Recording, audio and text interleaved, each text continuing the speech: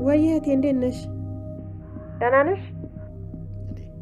ምን ሆነሻል አንቺ ሴትዮ? እኔ ባይሉ ነኝ። አውቄሻለሁ። ከጎረቤቴ ጋር እኮ ቡና እየጠጣሁ ነው። ገባኝ። በያውን በምነግርሽ አድራሻ ነኝ። እሺ በቃ ቻው የኔ ውድ። ገነት እኔ በቃ ልሂድ፣ ቀጠሮ እንዳለኝ። ምንድን ነው የሰማሽው መረጃ? እንዲህ በቀላሉማ ትልቅ መረጃ ዝም ብዬ አልነግርህም። አታናጂ። ምን እንደምትፈልጊ በቀጥታ ንገሪኝ። በምን ያህል ክፍያ? እንደተለመደው የሚገባሽን ከፍልሻለሁ። እንደተለመደውማ ተራ ወሬ አይደለም። እሺ የፈለግሽውን ያህል ሰጥሻለሁ። አሁን የምታውቂው ንገሪኝ። አትቸኩል፣ ረጋ በል። አንቺ ሴትዮ ማን እንዲሆንኩኝ የረሳሽ መሰለኝ።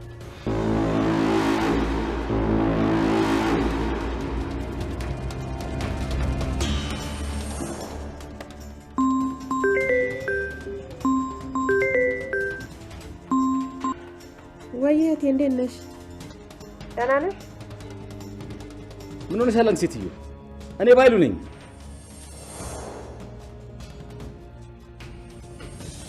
ገነት እኔ በቃ ልሂድ፣ ቀጠሮ እንዳለኝ ነግሬሽ ነበር አይደል? አሁን ደወለች፣ ልሂድ በቃ። ምን ሆነሻል? ሂጂ፣ እህትሽ አለች እንዴ? እቺ ሴትዮ የባይሉ ሰው ናት እንዴ? እህቴ ጋር ሊድ አይደል እንዴ ያለች? እዚህ ምን ትሰራለች? እሺ እነግርሃለሁ። እሺ ቀጥይ። ሊያጋልጥ ሲል የገደልከው አቶ ሰለሞን ወንድምሽ በኃይሉ ነው ሀብትሽን ፈልጎ ቃልን ልጅሽ ናት ብሎ ቤትሽ ድረስ ያመጣት። እውነተኛ ልጅሽ እዚህ እንደ ቤት ሰራተኛ ነው የምታገለግልሽ። ሰላም ብሌ ልጅሽ ናት።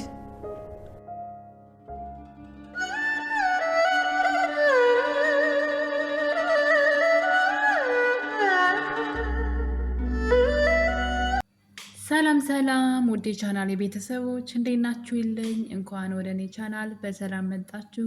ደህና ናችሁ ወይ ውድ ቤተሰቦቼ? አደራ ድራማ ዛሬም በአዲስ ተመልሷል። እንግዲህ በባለፈው ክፍል ላይ ብሌን ከሄለን ጋራ እንግዲህ ሰላም አውርዳለች። ከቤት ከመጣች ጊዜ ጀምሮ የዛ ቤት ሰራተኛ ትመስራት ስለነበረ ታሰቃያት ነበረ። እንግዲህ አንዳንዴ የብሌን እንዝላልነት ቢያናድደንም ግን ለእሷ መልካም የሆነላት ይመስለኛል። ምናልባት ከዚህ በኋላ ብሌን ላይ ሄለን ላይ ብዙ ችግሮች ሊደርሱ ይችላሉ። ነገር ግን በቀላሉ እናቷን የምታውቅበት ጊዜ ለብሌን ቅርብ የሆነ ይመስለኛል። እሱም እንግዲህ ለሄለን ብላ በከፈለች ዋጋ ነው። እዚህ ቀደም የሄለን ጓደኛ ቃል ሚስጥሬን ሁሉ ስለምታውቂች ልጅ እስከ መቼ ነው እያስፈራራችኝ እዚህ ቤት የምትኖረው? ስለዚህ ላስወግዳት ይገባን ብላ እንደለመደችው የምጠጣው ጁስ ውስጥ መርዝ ጨምራ ብሌን እንድትሰጣት አድርጋ ነበረ። ያው ልጅቷ ብትሞት ደግሞ እኔ እንዳልጠረጠር ነገሩን ወደ ብሌን ለማድረግ ፈልጋ ነበረ። በነገራችን ላይ ቃልን በጣም ነው ማደንቃት እኔ። ምክንያቱም በጣም አርቃ ነው የምታስበው። ሀሳቧ ሁሉ አርቆ ነው። በቃ የፊቷን አይደለም የምታየው። ነገ የሆነ ነገር ቢፈጠር ህይወቷ ላይ ምንም አይነት እንቅፋት እንዲኖር አትፈልግም። የምታደርገውን ነገር ሁሉ በጥንቃቄ ነው የምታደርገው። ምክንያቱም ደግሞ የሰላምን ገንዘብ አገኛለሁ ብላ እስከሆነ ድረስ እዛ ቤት የምትኖረው ገንዘቡን ስታገኝ በሰላም መኖር ትፈልጋለች። ስለዚህ ከአሁኑ እንቅፋት የሚሆንባትን ነገር በደንብ እያሰበች በደንብ አስባና አቅዳ ነው የምትሰራው እና በሱ ነገሯ በጣም ነው ማደንቃት። ለምሳሌ ዳግምን ማየት ትችላላችሁ፣ ብሌንም ማየት ትችላላችሁ። ምንም የማሰብ የሚባል ነገር አይደለም። ማሰብ ሰዎች አስበው ለሚነግሯቸው ነገር ራሱ የማዳመጥ ፍላጎት የላቸውም። ማን ጥላታቸው ማን ወዳጃቸው እንደሆነ እያዩ ግን አይለዩም። እና የቃል አድናቂ ነኝ በዚህ ስራዋን ሳይሆን ማስተዋለዋን። በቃ አንዳንዴ ሰው ለመስረቅ ሲፈልግ እኮ ያገኘውን ነው የሚያግበሰብሰው። እሷ ጋር እንደዛ አይደለም። ምንም ነገር ትንሽ ነገር እራሱ አትፈልግም። በጣም ትልቅ ነገር ነው እቅዷና ኢቨን በኃይሉን እንኳ ራሱ የማትፈራው ሰው ናት። ከፊቱ ብትስቅም የሆነ ብትፈራውም ነገር ግን በጎን እሱን የምትጥልበት መንገድ ነው የምትፈልገው። ማንም ሰው የሰላምን ንብረት እንዲጋራት አትፈልግም። ሁሉንም ሰው ማስወገድ ትፈልጋለች። ለዛ ነበር እንግዲህ ሄለን አንድ ቀን ሳናደዳት አመልጧት ይህንን ሚስጥር ታወራለች ለሰላም ልታዋርደኝ ነበር እኮ በማለት መድኃኒቱን ለመስጠት ስታስብ እኔ መስጠት የለብኝም ነው ያለችው። ያቺ ገረድ ትስጣትና እሷው ናት ሰርታ ምግብ ምንም ነገር ሰርታ የምትሰጠውና ተጠያቂ እሷ ራሷ ትሁን በሚል እንግዲህ ለብሌን እንድትሰጣት አድርጋ ነበረ። ብሌን ደግሞ ጠርጥራው ነበረ ሲጀመር ከመጀመሪያውም ነገሩን ማለት ነው። እንዴት ከሳሎን ጁሱን ይዛ መታ ወደ ውጭ እኔን ወደ ውስጥ መልሼ ገብቼ ወደ ሳሎን እንድሰጣት ፈለገች በማለት ነገሩን ተጠራጥራ ነበረ። ከአንዴም ሁለት ጊዜ ልትቀበላት ብላ ሸሸች። ነገር ግን ተቀበለቻት። እምቢ ማለት ያለባትን ነገር እምቢ ሳትል ተቀበለቻት እና ያን ይሄ ለንጠጥታው የሆነ ነገር ብትሆን አስቡ። በራሷን ዝላልነት ነው የቃልን ጉዳይ እያወቀች ምን ያክል ተንኮለኛ እንደሆነች እያወቀች አንቺ ያዘጋጀሽውን አንቺ ስጭ ማለት ሲገባት ተቀብላ ነበር ወስዳ የሰጠቻት እና እንግዲህ በመሀል ሄለንን ጥያቄ ትጠይቃት ነበረ። አሞሻል ወይ እያለች ትጠይቃታለች። እሷም እንዳልታመመች ስትነግራት ከቃል ጋር በምን ተጣልታችሁ የሚል ጥያቄም ታነሳለች። እሷ እኔ እና እሷ አልተጣላንም እና ብሌን በዚህ ሰዓት እንግዲህ ፈራች። ልጅ ምናልባት እትዬ ላይ ስታደርግ የነበረውን ነገር እኔም ላይ ልታደርግ ይሆን እንዴ? ወይም ደግሞ ጓደኛዋ ሄለን ላይ ልታደርግ ይሆን እንዴ? በማለት እንግዲህ ስኳር ልጨምር ብላ ነገሩን ወስዳ ኢቨን ስትጠይቃት ማን ያዘጋጀው ስትላት እኔ ነኝ ብላ ራሷን ችግር ውስጥ ስትከት ሁሉ እያየን ነበር እና ይህ ምን አይነት የዋህነት መልካምነት ለመምሰል ምንም አያስኬድም። ራስን መጠበቅ ግድ ነው። በቃ መልካም ለመሆን ግዴታኛ ራሳችንን መጥፎ ነገር ውስጥ ጥለን መሆን የለበትም። በትክክለኛው መንገድ ነው ለሰዎች መልካም መሆን ያለብን ማለት ነው እና እሷ ግን በማይሆን መንገድ ልጅቷን መርዝ ጨምራ የሰጠቻትን ጁስ እኔ ነኝ ያዘጋጀው ስትል እንግዲህ ራሷን ምን ውስጥ እየከተተች እንደሆነ ማሰብ አያቅትም። እና እንግዲህ በዚህ ሰዓት ነበረ ልጨምር ብላ ከሄደች በኋላ ጁሱን ስትቀይር ሄለን ተደብቃ አይታታለች። እናም የመጀመሪያው ጁስ ላይ የሆነ ነገር ጨምረሻል ልትጎጂ ነበረ በማለት ሄለን እንደለመደችው አንቃት ነበር። እንግዲህ በግድ መርዝ የተጨመረበትን ጁስ ካልጠጣሽ ብላ ስትግታትን ሁሉ ያየን ነበር። ታግላ እንግዲህ ነገሩ ያው ቃል እንደሰጠቻት ስጫት ብላ እሷ እንዳላዘጋጀችው እና እሷ እንዳትጎዳ ብላ እየተከላከለችላት እንደሆነ ለሄለን ነግራት ነበረ። እና እንግዲህ ሄለን አንቺ እኔና ቃል እንዳንጣላ ብለሽ ከዛ ደግሞ እኔ እንዳልጎዳ ህይወቴን አተርፈሽልኛም በማለት አሁን ላይ ከብሌን ጎን ቆማለች እና በጣም ነው ደስ የሚለው። አሁን ላይ ለብሌን ህይወቴን ያተረፈችልኝ ልጅ ናት ብላ ብሌንም መርዳት ጀምራለች። የዛ ቤት ገንዘብ ሳያጓጓት ከቃል ጋር ገንዘብ ልካፈል ብላ ሳትፈልግ እውነትን ብቻ ይዛ እንግዲህ ከብሌን ጎን ቆማለች።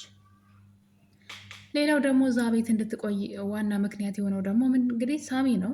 ሳሚ አንቺ የኔ ሰው ነሽ፣ እዛ ቤት ሆነሽ እያንዳንዱ የቃልን እንቅስቃሴ ለእኔ ትነግርኛለሽ ብሎ ነው እዛ ቤት ያስገባት።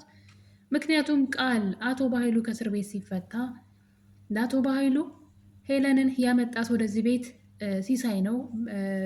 በዛ ላይ ደግሞ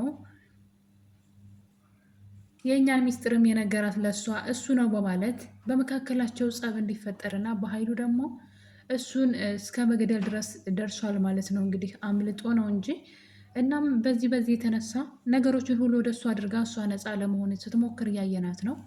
ያው ልጅቷ የሰው ጓደኛ ናት፣ ነገር ግን ሳሚ ነው ያመጣት በማለት ሳሚ ላይ ነገሩን ቆልላለች ማለት ነው።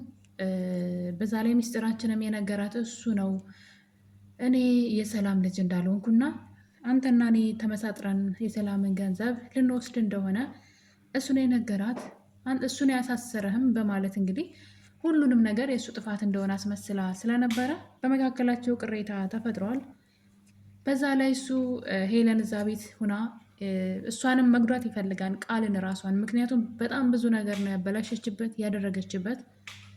እናም እንግዲህ እዛ ቤት ሁና እንድትሰልልለት ነው በዋነኝነት እዛ እንድትቆይ የፈለገው። እና እንግዲህ በክፍል 38 ላይ አንድ ደስ የሚል ነገር ተፈጥሯል። እሱም እንግዲህ ሄለንን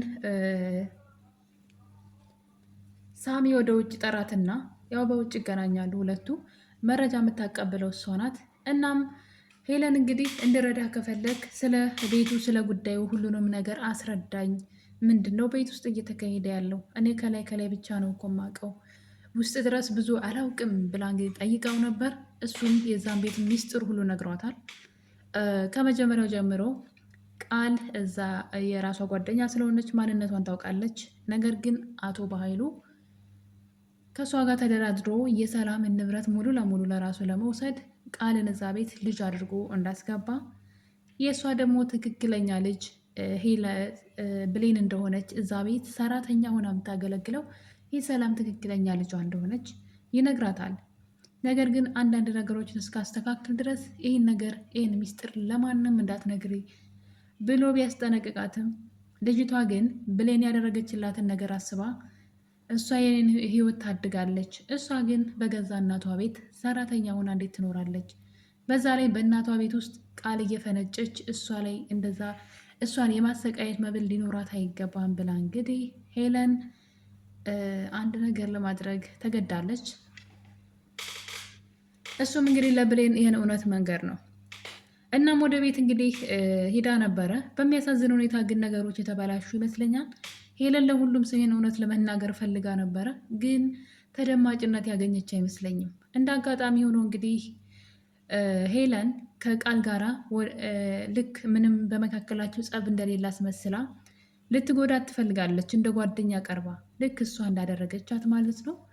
እናም እንግዲህ እሷን በሰላማዊ መንገድ ቀርባ አቶ ባይሉ ቃልን አንቺ ነሽ በእርግጠኝነት ያሳሰርሽኝ ወይም ደግሞ ሚስጥሩንም የነገርሻት ብሎ አንገቷን አንቆ ይዟት ጓደኛ እሷ ሄለን ትደርሳለች ጓደኛዋና ልቀቃት ጓደኛዬ ብላ ስትቆረቆርላት፣ ከዛም እንግዲህ ወደ ውጭ ወጥተው አንቺ እኮ ጓደኛዬ ነች፣ ስለ አንቺ እኮ ይመለከተኛል፣ አብሮ አደጌ ነች እያለች ሁለቱ ሲተቃቀፉ ብሌን አይታ ነበረ። ተናደደች ብሌን። ምክንያቱም ደግሞ መጀመሪያ ስለ ቃል መጥፎነት ነግራኝ እኔ ሚስጥር ልታወጣጣኝ ነበር ማለት ነው፣ እንዴት አብራ ትሆናለች ልትገላት ከነበረች ሰው ጋር ብላ እንግዲህ ብሌን ትናደድባታለች።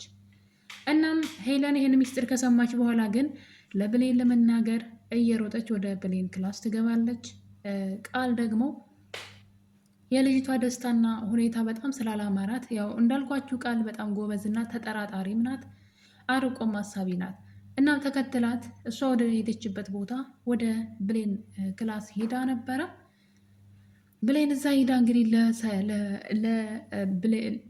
ሄለን ማለት ነው ይቅርታ፣ ለብሌን እናትሽ ማን እንደሆነች ብታቂ ኖሮ ስለ እናትሽ አዲስ መረጃ አለ እና ስለ እናትሽ ልነግርሽ ነው፣ እናትሽ ማን እንደሆነች ገምች ብላ ስለ እናቷ ልትነግራት ስትል ቃልና አቶ ባይሉ ለምን እንደሚጠሉሽ አሁን ገባኝ ብላ እንግዲህ እውነቱን ስለ እናቷ ልትነግራት ስትል፣ ብሌን ግን በሚያሳዝን ሁኔታ እማምንሽ ነው የሚመስልሽ፣ ውጭልኝ ከዚህ ያንቺን ወሬ መስማት አልፈልግም ብላ በንቀት እያየቻት ማለት ነው።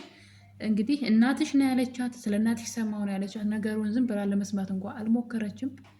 አልፈልግም፣ ከአንቺ ምንም እንድትነግሪኝ አልፈልግም፣ ስለዚህ ከክላሴ ውጭ እያለች ትጮኋለች።